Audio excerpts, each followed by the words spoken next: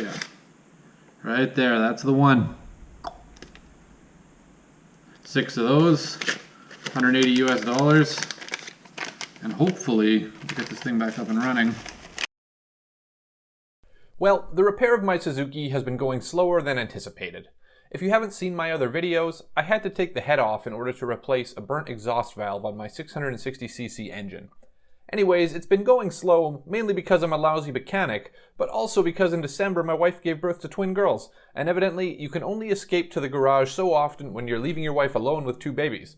Things might be going a bit faster if I could entice some of my more mechanically inclined friends to come by, say, providing refreshments, but unfortunately the local COVID restrictions have made that impossible. So I'll provide a more thorough update on the project soon, but for now what I wanted to update you on is one of the most common questions I get asked about the Suzuki, which is, how do you get parts for that? For a while, I didn't really know the answer. I had fortunately found oil filters on Amazon just by cross-referencing the part number that was on the filter that came with it, and it was only like $8 to get a replacement filter. Other than that, I basically only bought tires, which is fairly straightforward. Now though, I've ordered loads of OEM parts and some aftermarket parts for the Jimny, and surprisingly it wasn't that difficult. What is surprisingly difficult is making unboxing videos, which I attempted to do here. Turns out getting the right camera angle is hard to do, but rather than be dishonest and rebox my new parts and shoot it again, I'll just get on with it in order to give you the information, and then I'll never do another unboxing. Sound fair? When looking for parts, I found a site based in Singapore called Megazip, which at first glance made me wonder if I was dealing with a fat German guy living in New Zealand, but it turns out it's a pretty legit parts site which also has very useful exploded parts diagrams, which are useful for more than just ordering parts. They're useful for reassembling your project when you only have like 5 photos on your phone that show how things went back together. Ordering the parts on Megazip is fairly straightforward, and to be honest, the prices seem reasonable for OEM parts. They also usually have a promo code in the banner at the top of the screen, which will save you a few % as well. I compared what it would cost to get the equivalent OEM parts for a different project car, say a 95 4Runner 4-cylinder, to do approximately the same job, and to source the parts OEM from a reputable Toyota parts site was about $100 US more than sourcing the parts for my Jimny on Megazip. The shipping from Japan was only about $35 US to get the parts, and I got charged an additional $20 or so in taxes when the parcel came over the border. So, fairly even, all things considered. When you consider how comprehensive the part selection is on Megazip, and how painless it is to order, it really takes some of the unknowns out of owning a vehicle that would be almost non-serviceable if you were relying only on domestic parts suppliers. The downside is that you're limited to OEM parts, and if you want to source aftermarket parts, your options are somewhat more limited.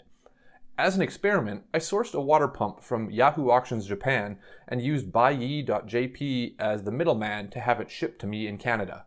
Using Buyee makes more sense if you're shipping multiple items since they'll combine packages, but at this point all I really needed was the water pump. Megazip was charging $142 US for an OEM water pump, and I could have included it in the package I was already bringing in, so shipping would have been negligible. I bought an aftermarket water pump on Yahoo Auctions for about $40 US and then paid another $21 US to have it shipped to Buyee. I let it sit there for a little while, and then eventually once I realized I wasn't going to have more packages to combine, I paid another $57 to have it shipped to Canada for a total of $118. I saved roughly $25 US on the water pump. However, had I wanted to, I could have bought more aftermarket parts, and it may have saved a more significant amount of money. But Megazip is definitely easier to use, and obviously OEM parts should be more reliable than aftermarket parts, especially when you're not familiar with many of the brands. So hopefully I don't live to regret buying the aftermarket water pump. Even though I didn't save much, I'm glad I tried out the Yahoo Auctions Buyee route, because if I ever need second-hand parts, interior parts, or maybe a replacement head or turbo, Yahoo Auctions definitely seems like the way to go. So those are the 2 methods I used which, combined, can source seemingly limitless parts for practically any JDM vehicle. Yes, it's going to be more expensive than ordering parts for a domestic car off of Rock Auto, but if saving money on parts was my goal, to be honest, I would not have chosen such an obscure vehicle to start wrenching on. To me, learning the ins and outs of sourcing the parts is part of the fun of a project like this. So thanks for watching. I'm sorry my unboxing skills are terrible. Clearly I won't be making millions getting my kids to make unboxing videos, so I'll need to think of another way to exploit... I'll need to find another hobby for them.